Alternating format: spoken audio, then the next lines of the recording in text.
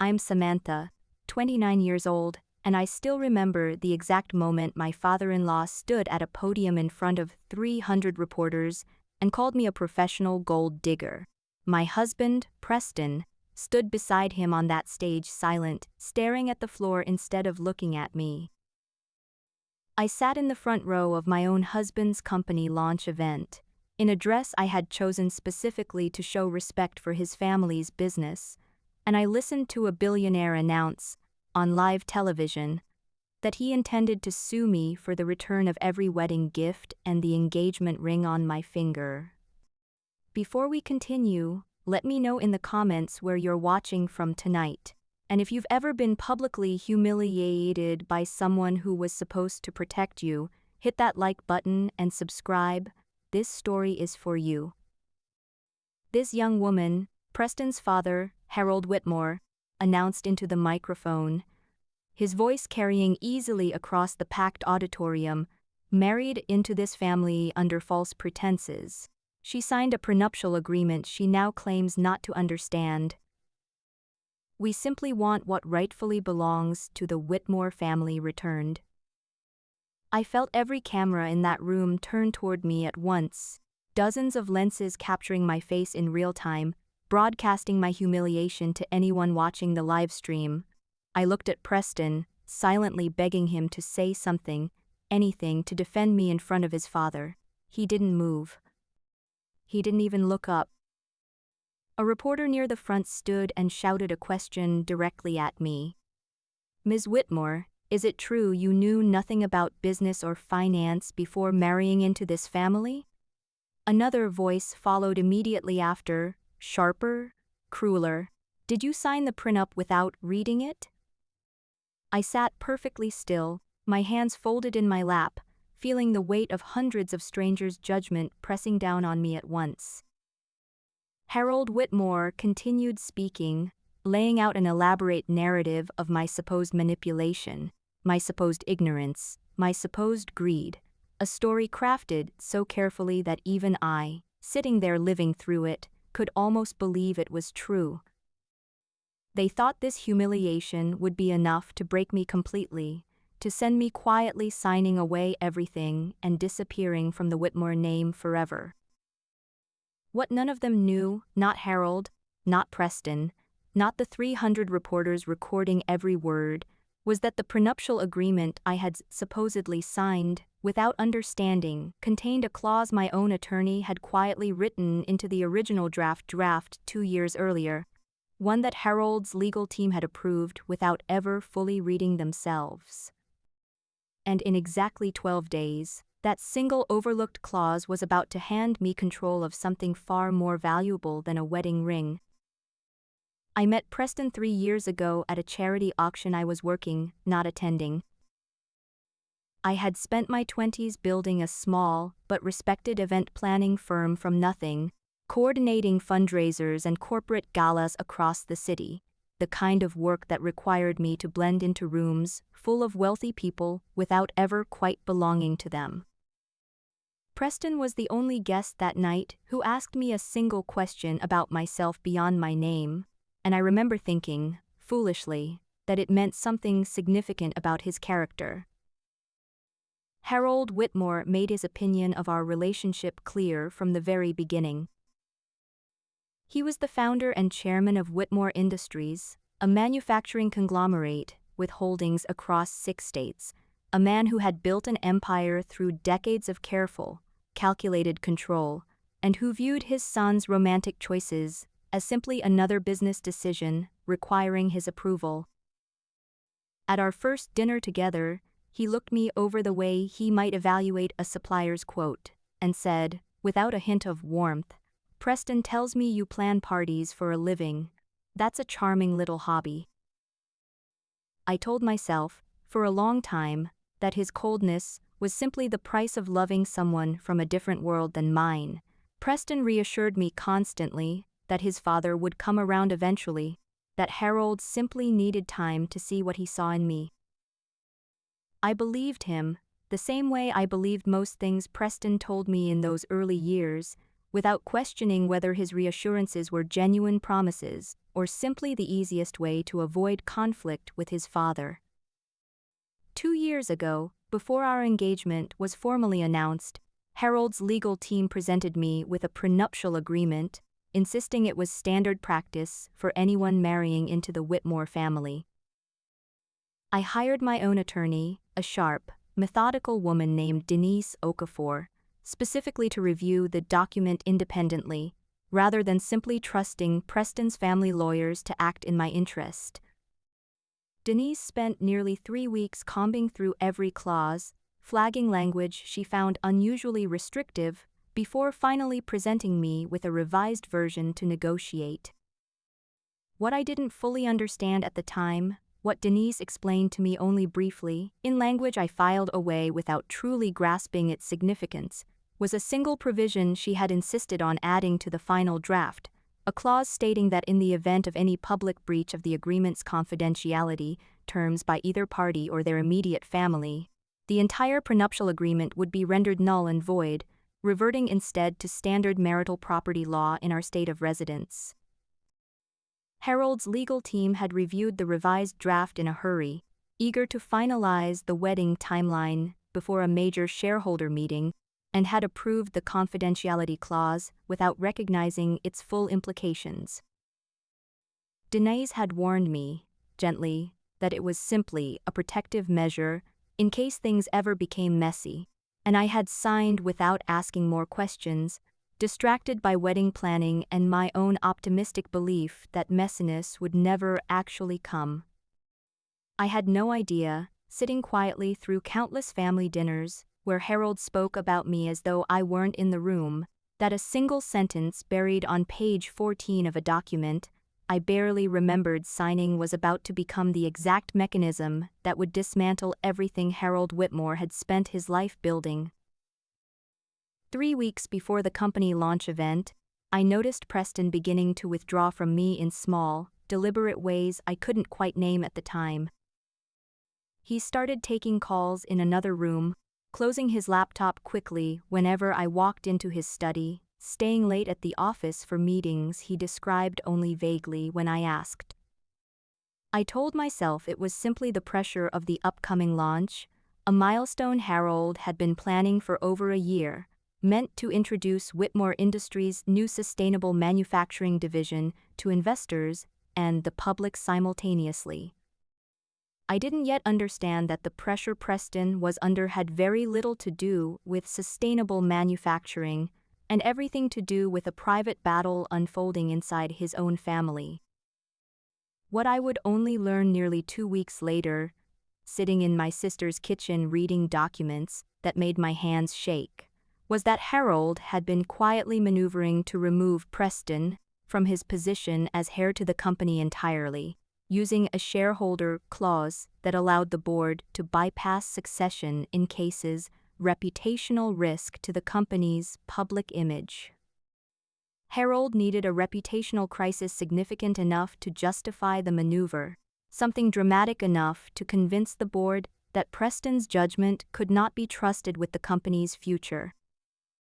A messy, public divorce scandal, framed carefully around a supposedly manipulative, financially opportunistic wife, was exactly the kind of crisis Harold knew how to manufacture. He had spent decades building narratives for boardrooms. Building one for a marriage was, for him, simply a smaller version of the same skill. I didn't yet know any of that on the afternoon Preston came home early and asked me, almost too casually, whether I remembered signing the confidentiality section of our prenuptial agreement. I told him honestly that I remembered signing the document as a whole, but that Denise had handled most of the specific negotiations.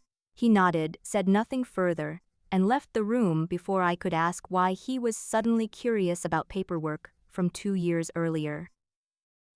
What I didn't know was that Harold's legal team had discovered, only days before, that the confidentiality clause Denise had quietly inserted was broader and more dangerous to Harold's plan than anyone on his side had initially realized. If Harold publicly accused me of anything before privately renegotiating the prenuptial agreement, The clause would trigger automatically, reverting our marital property to standard state law, a law that, given the length of our marriage and my own contributions to Preston's household and business entertaining over the years, would likely entitle me to a significant share of marital assets accumulated during our marriage, assets that included, technically, a portion of stock options Preston had been granted as an executive. Harold's legal team urged him to handle the matter quietly, privately, through renegotiation rather than public confrontation. Harold, confident and characteristically dismissive of anyone he considered beneath serious consideration, decided instead that a dramatic public accusation would pressure me into signing away my rights out of sheer humiliation and fear. Before I ever had time to consult Denise about what the confidentiality clause actually meant. Standing in that auditorium 3 weeks later, listening to Harold call me a gold digger in front of 300 reporters, I didn't yet understand the mechanism he had just triggered without realizing it. All I understood, in that moment, was the crushing humiliation of being publicly accused by a man who had never once bothered to know me, while the husband who was supposed to defend me stood silently beside him, saying nothing at all. My sister answered her phone on the first ring, already halfway to her car, before I finished explaining what had happened. "Don't sign anything," she said. "Call Denise." Right now, Denise arrived at my sister's apartment within the hour. Still dressed in the blazer she'd apparently thrown on directly over pajamas, a leather folder tucked under one arm and an expression of focused calm that steadied something in my chest the moment she walked through the door.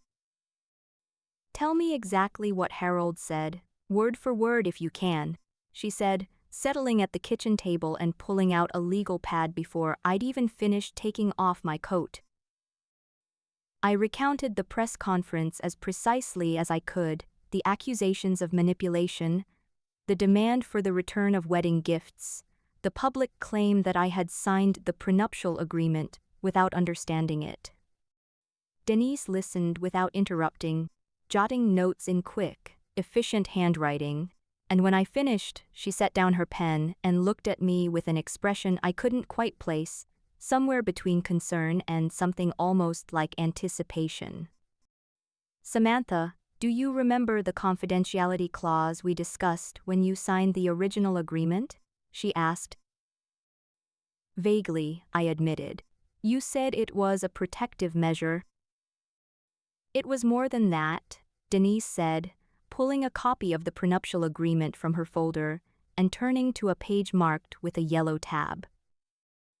"This clause states that if either party, or an immediate family member acting on their behalf, publicly discusses the terms or existence of this agreement outside of formal legal proceedings, the entire agreement becomes void, and marital property reverts to standard equitable distribution under state law." She tapped the page firmly. Harold just stood in front of 300 reporters and a live broadcast, discussing the existence and alleged terms of your prenuptial agreement in explicit detail without your consent. I stared at her, my mind struggling to catch up. "So the prenup is void," Denise confirmed, as of the moment he opened his mouth at that podium, which means, legally, this is no longer a case about enforcing a prenuptial agreement at all. It's now a standard divorce and marital property matter, governed entirely by state law. She allowed herself a small, controlled smile. "Which, given the length of your marriage and your documented contributions to Preston's career, entitles you to a significantly larger share of assets than Harold Whitmore currently understands." Over the following days, Denise worked methodically to confirm exactly what those assets included. She discovered that Preston, as an executive at Whitmore Industries, had been granted substantial stock options over the course of our marriage, options that, under standard marital property law, would now be considered joint assets subject to equitable division, regardless of Harold's original intentions when structuring Preston's compensation package. More significantly, Denise uncovered something neither Harold nor Preston appeared to have fully anticipated. Buried within Whitmore Industries' shareholder bylaws, a clause required board approval for any transfer or restructuring of executive stock options in cases involving pending litigation or public disputes over ownership. My looming divorce claim, now legitimate under standard marital law rather than the voided prenuptial agreement, technically qualified as exactly that kind of pending dispute. If we file formally before the shareholder vote scheduled for Preston's promotion to full CEO, Denise explained, spreading a printed copy of the bylaws across the table, it triggers a mandatory review of any assets connected to the dispute, including his stock options. Harold has spent months trying to secure that promotion vote before any complications could interfere. We may have just handed him exactly the complication he was trying to avoid. I sat with that information for a long moment, feeling the shape of something shift inside me, something that had nothing to do with anger anymore and everything to do with clarity. "When is the shareholder vote scheduled?" I asked. Denise checked her notes. 11 days from now. Same week as the company's official launch celebration, Denise called an emergency meeting with a second attorney from her firm 3 days later, a quiet, precise man named Julian Reyes, who specialized specifically in shareholder disputes and corporate governance. He spread a fresh set of documents across Denise's conference table, cross-referencing Whitmore Industries' public shareholder filings against the bylaws Denise had flagged earlier. "This is more complicated and more favorable to you than even Denise initially realized," Julian said, sliding a printed filing toward me. Preston's stock options weren't just standard executive compensation. 18 months ago, Harold restructured a significant portion of company equity specifically to accelerate Preston's ownership stake. Ahead of this CEO transition, it appears to have been done quietly, without full board disclosure at the time. "Why would that matter to my case?" I asked. "Because if those shares are subject to marital property division," Julian explained, "and the transfer wasn't properly disclosed to the full board when it happened, Harold may have inadvertently exposed the company to a much larger governance problem than a messy divorce. Shareholders have a legal right to transparency around executive compensation changes of that magnitude. If this comes out publicly during a contested divorce proceeding, it isn't just embarrassing for Harold. It could trigger a formal shareholder inquiry into how Whitmore Industries' equity has been managed." I felt the full scope of what Denise and Julian were describing settle into place slowly, piece by piece. Harold hadn't simply humiliated me in front of reporters out of personal spite. He had done it while sitting on top of a governance issue significant enough to jeopardize the very company transition he was trying to protect, apparently without fully understanding how exposed that decision had left him. Over the following week, Denise and Julian worked quietly to prepare formal filings, timing everything carefully around the upcoming shareholder vote. We made a deliberate choice not to contact Preston or Harold directly during this period, allowing them to continue believing I was simply a humiliated, powerless young wife weighing her limited options. Meanwhile, the public fallout from Harold's press conference continued unfolding exactly as he had intended, at least on the surface. Gossip columns ran stories speculating about my supposed financial motives. A few distant acquaintances quietly stopped responding to my messages. Preston called twice during that week, his voice strained and apologetic in a way that never quite crossed into actual accountability.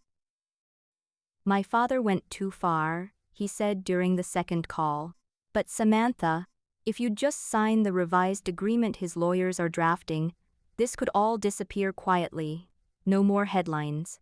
No more mess." I listened to him carefully, recognizing, for what felt like the first time in 3 years, that Preston had never once considered defending me publicly, only managing the inconvenience I represented to his family's carefully curated image. "I'll consider everything properly, with my own attorney," I told him, giving nothing else away. The shareholder vote and company launch event, scheduled for the same week, would take place at Whitmore Industries' downtown headquarters, in a grand atrium specifically designed to showcase the company's history to investors, employees, and members of the press. Harold had spent months planning every detail of that event to present a flawless image of generational continuity, father passing the company confidently to son. Denise closed her folder with quiet finality during our final planning session before the event. Harold built the perfect stage to announce Preston's future. She said, "We're simply going to make sure the entire room understands exactly what that future is actually built on." Denise insisted we approach the final week exactly the way she would approach any high-stakes litigation, methodically, and without a single unnecessary risk. "We don't confront Harold before the shareholder vote," she told me over coffee 3 days before the event. "If he suspects anything is coming, he'll postpone the vote, quietly restructure the disclosure paperwork, maybe even settle privately before the board ever sees the full picture. Right now, he thinks he's already won this. That advantage is the only thing working in our favor." It took everything in me not to call Preston directly and confront him about everything Denise and Julian had uncovered. Every instinct told me to end the uncertainty immediately, to stop pretending I was simply weighing my limited options while Harold continued planning his son's coronation as CEO. But the same careful discipline that had built my event planning business from nothing, one difficult client, and one impossible deadline at a time, told me Denise was right. Rushing now would only give Harold room to maneuver his way out of what was coming. "What do you need from me?" I asked her. "Continue exactly as you have been," Denise said. "Let Preston believe you're seriously considering his father's revised agreement. Let Harold believe his press conference worked exactly as intended." She slid a folder across the table containing formal documentation of the voided prenuptial agreement, the governance disclosure issue Julian had identified, and a notarized filing establishing my legitimate claim to marital property under state law.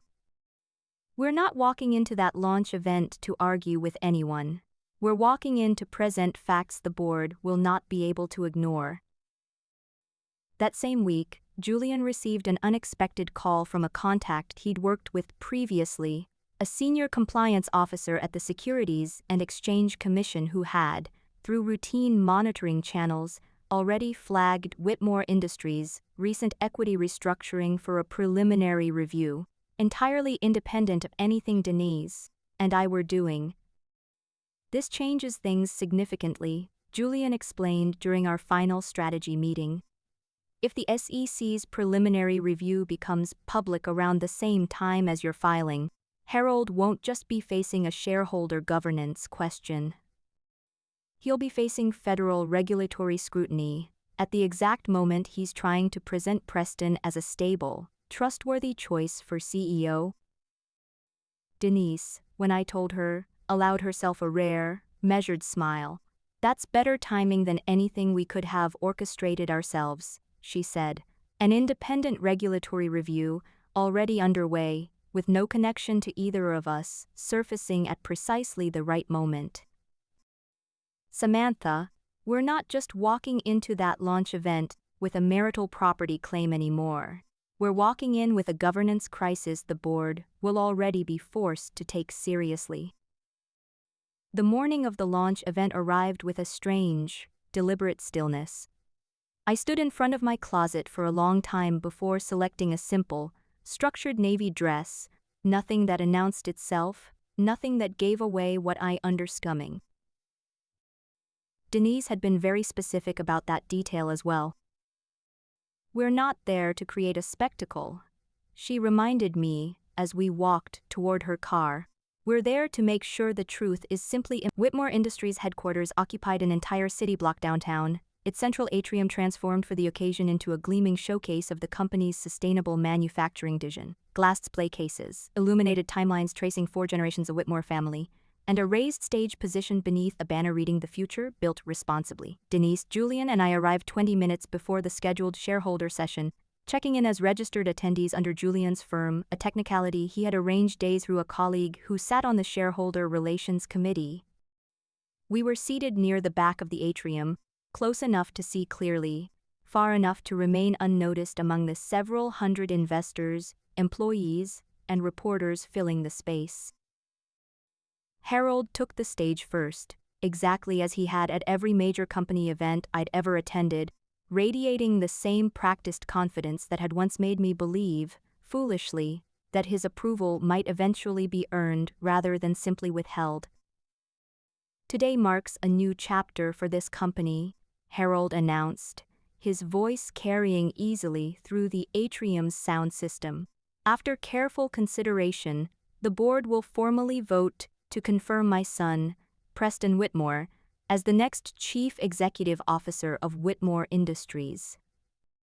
Preston stood beside his father, polished and composed in a tailored gray suit, the same silence I remembered from the press conference, now dressed up as dignified restraint rather than complicity. He scanned the crowd briefly, and for one moment his eyes passed directly over the section where I sat, though he showed no sign of recognizing me among the rows of unfamiliar faces. Harold moved into the formal portion of the shareholder vote, walking the board and assembled investors through Preston's qualifications, the company's financial trajectory, and a brief overview of recent equity adjustments made to ensure continuity of leadership. It was the same phrase Julian had flagged days earlier, the carefully sanitized language Harold's legal team had used to describe the undisclosed stock restructuring. Julian's hand rose from our section before the floor had even formally opened for questions. "I'm sorry to interrupt the proceedings," he said, standing and raising his voice, just enough to carry across the atrium, "but as a matter registered with this board's shareholder relations committee, I'd like to formally request clarification on the equity restructuring referenced in Mr. Whitmore's remarks, specifically regarding disclosure timing to the full board 18 months ago."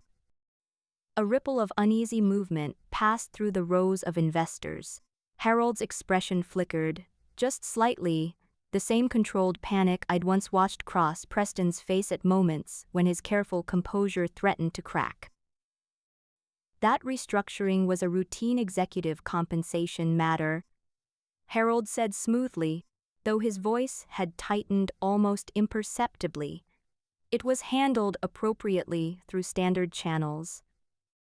"That's interesting," Julian replied, opening a folder of his own, "because the Securities and Exchange Commission opened a preliminary compliance review of that exact transaction 3 weeks ago, citing insufficient board disclosure at the time it occurred." A sharper ripple of murmurs spread through the crowd now, phones beginning to rise throughout the room. "I also have documentation suggesting those same equity shares are currently subject to a legitimate marital property claim, following the voiding of a prenuptial agreement due to a public confidentiality breach committed by a member of this company's leadership." Harold's carefully constructed composure finally cracked in front of the entire room.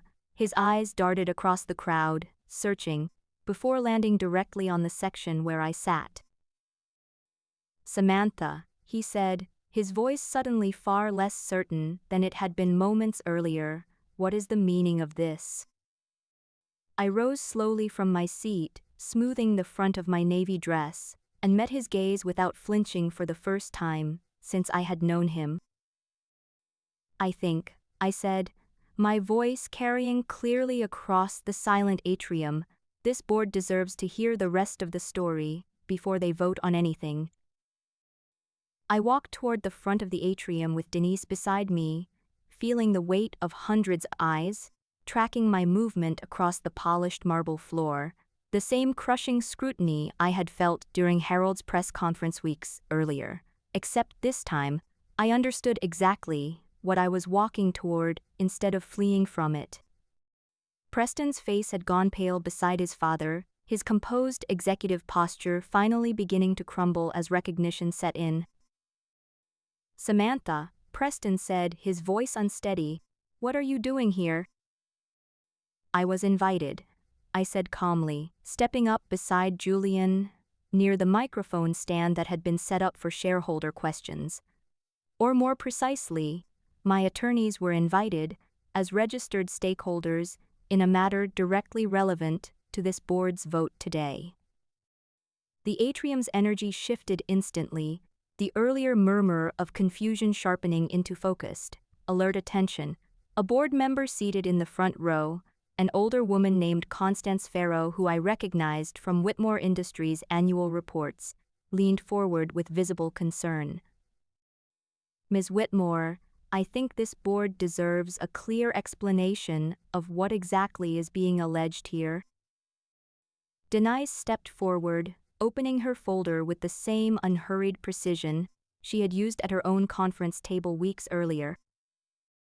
3 weeks ago, Mr. Harold Whitmore publicly discussed the specific terms and existence of a prenuptial agreement between his son and Samantha at a company press conference, without her consent, she said.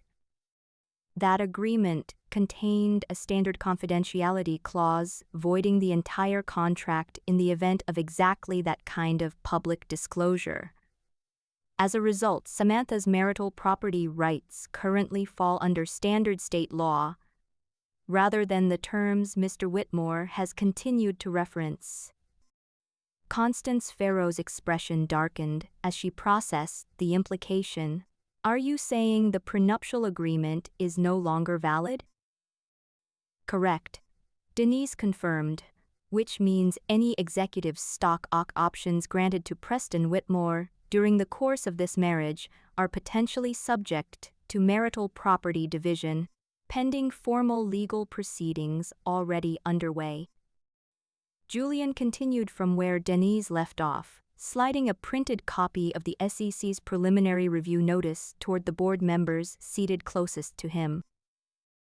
"This is a formal compliance inquiry, opened 3 weeks ago, examining whether the equity restructuring referenced in today's presentation was properly disclosed to this board at the time it occurred, 18 months ago.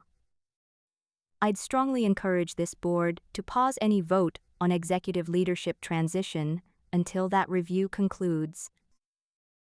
Harold's face had drained of nearly all its color now, his hands gripping the edge of the podium with a tightness that whitened his knuckles. "This is completely unrelated to Preston's qualifications as CEO," he said, his voice rising with barely controlled desperation.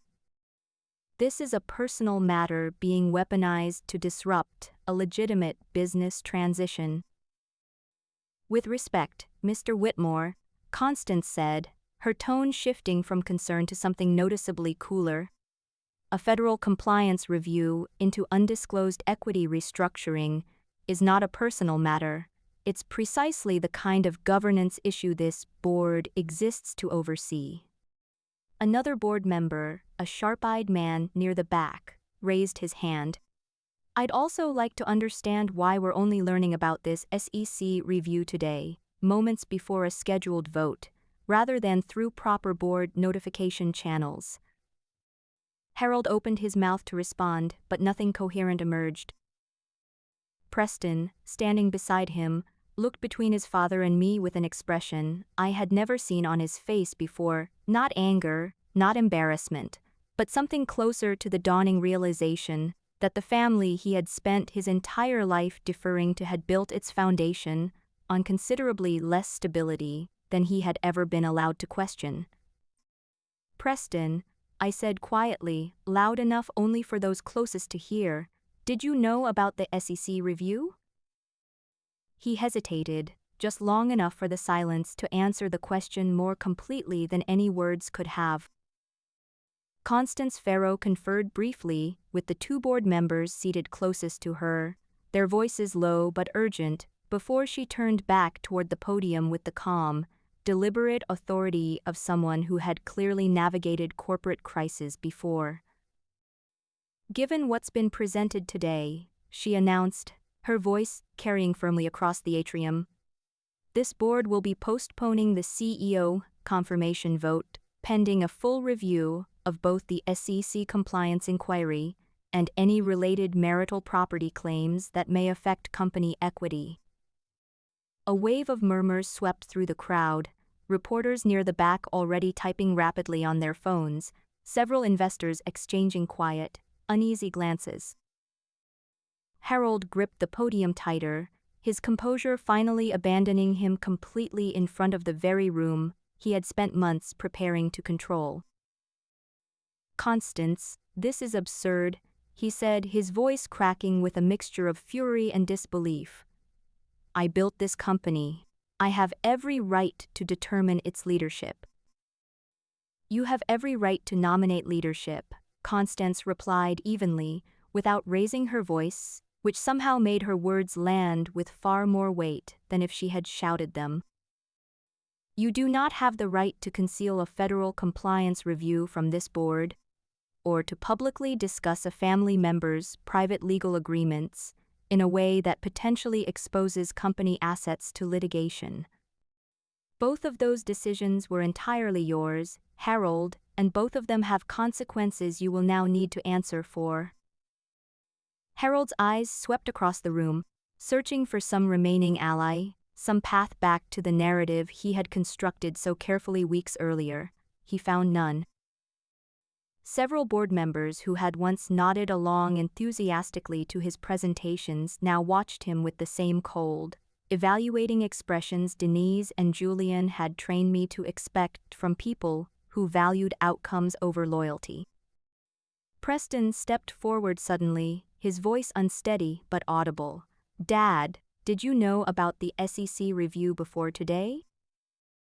Harold hesitated, and in that hesitation, I watched something in Preston's expression shift permanently, the same dawning realization I had felt weeks earlier when Denise first explained what Harold's press conference had actually triggered. "I was handling it," Harold said finally, his voice quieter now, stripped of its earlier commanding force. "I didn't want it to derail your transition unnecessarily." "You didn't want it to derail anything you were controlling," Preston said, the words coming out slower, more deliberate than anything I'd heard him say in months. He turned toward me then, something unfamiliar in his expression, something that looked almost like the version of him I had met at that charity auction years earlier, before Harold's shadow had settled so completely over every decision he made. "Samantha, I'm sorry. I should have said something at that press conference. I should have said something a long time before that." I didn't respond immediately. I simply looked at him, feeling the weight of 3 years settle into something quieter and more final than anger. Denise gathered the remaining documents from the podium with practiced efficiency, while Julian confirmed the formal filing details with Constance and the Shareholder Relations Committee. Reporters began pressing forward with questions neither Harold nor Preston seemed prepared to answer, the carefully orchestrated launch event dissolving into exactly the kind of public scrutiny Harold had once tried to weaponize against me. As we turned to leave the atrium, Constance Farrow approached quietly, extending her hand toward me with an expression of genuine respect I hadn't expected from anyone connected to the Whitmore family. "Ms. Whitmore," she said, "regardless of how this board's investigation concludes, I want you to know this company owes you a serious apology for how you were treated." I shook her hand, feeling something settle inside me that had nothing to do with victory and everything to do with finally being taken seriously by someone in that world. "I think," I said quietly, "an apology is a good place to start." The SEC's formal review of Whitmore Industries' equity restructuring took, just under 4 months to conclude, resulting in a significant financial penalty against the company and a mandated independent audit of all executive compensation decisions made over the previous 3 years. Harold stepped down as chairman before the board could formally vote to remove him, though by then, the distinction meant very little to the reporters who had spent months documenting the unraveling of a company once celebrated for generational stability. My divorce from Preston finalized quietly, without the public spectacle Harold had once tried to orchestrate around our marriage. Under standard marital property law, I received a substantial settlement reflecting 3 years of documented contributions to Preston's career and household, along with a portion of the very stock options Harold had once assumed would remain entirely beyond my reach. Denise handled every remaining negotiation with the same calm precision she'd shown from the very beginning, ensuring nothing was left vulnerable to further manipulation. Preston reached out twice in the months following the launch event, each time with the same tone of quiet, genuine remorse I had glimpsed briefly in that atrium. I listened both times, thanked him for finally saying what he should have said months earlier, and gently made clear that some silences cannot simply be undone with an apology, however sincere it might be. He eventually stepped back from Whitmore Industries entirely, taking a smaller position at an unrelated manufacturing firm, distancing himself, deliberately this time, from the shadow his father had cast over every decision he'd ever made. Harold's public image never fully recovered. The business press that had once profiled him as a visionary industry leader now referenced the scandal in nearly every subsequent mention of his name, a permanent footnote attached to a legacy he had spent decades constructing. I heard, through a mutual contact in the events industry, that he had grown increasingly isolated, his once crowded social calendar thinning considerably once the company's financial penalties became public knowledge. I used part of my settlement to expand my event planning business into a full creative agency, hiring 6 additional employees within the first year alone. Constance Farrow, true to her word, became one of my earliest corporate clients after leaving Whitmore Industries board herself the following year, citing what she diplomatically called a difference in governance philosophy with the company's remaining leadership. Denise and Julian remained close friends long after the legal proceedings concluded, occasionally joining me for dinner to celebrate small milestones in my growing business, still teasing me sometimes about the exact moment my hands had started shaking less and my voice had started carrying further across rooms full of people who once intimidated me. I think about that press conference sometimes, not with the same raw humiliation I felt standing in that auditorium, but with a strange, hard-earned clarity I never expected to find on the other side of it. Harold Whitmore spent decades believing that power meant controlling every narrative around him, never once considering that the very people he dismissed as insignificant might be paying closer attention than he ever gave them credit for. I sat with that thought for a long time before finally understanding the truest lesson of everything I'd survived. 2 years have passed since I sat in the front row of that company launch event, listening to a billionaire call me a gold digger in front of 300 reporters. My creative agency now occupies an entire floor of a renovated warehouse downtown, coordinating events for clients across the city, including, somewhat improbably, several corporate clients who once did business exclusively with Whitmore Industries before quietly redirecting their partnerships elsewhere. Harold lives now in a considerably quieter version of the life he once controlled so completely. He retains a minority stake in the company that still carries his family name, though his involvement in day-to-day operations ended entirely once the board finalized its governance reforms.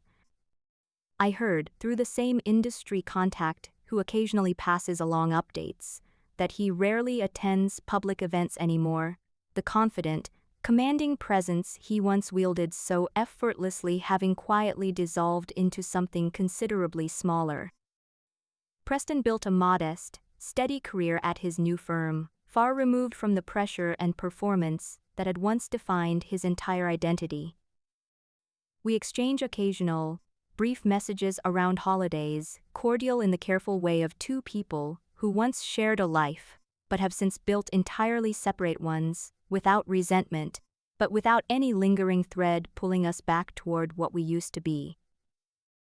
Constance Farrow became not just a client, but a genuine mentor, someone who still occasionally calls to ask my opinion on corporate governance matters, entirely unrelated to event planning, joking that my instincts for reading a room full of people determined to protect their own interests have become sharper than most attorneys she's worked with over the years. Denise remains my closest friend, still occasionally reminding me, half seriously, that she's available for round 2 if anyone in this city ever underestimates me again. Julian sits on my agency's advisory board now, still asking the same precise, unhurried questions he once used to dismantle Harold's carefully constructed narrative in front of an entire shareholder meeting. I think about that press conference less often now, and when I do, it arrives with something closer to quiet gratitude than lingering anger.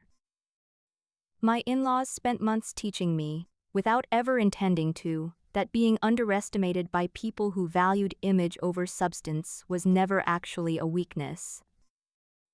It simply meant they never bothered looking closely enough to notice what I had actually built, quietly and carefully, long before they ever needed a reason to take me seriously.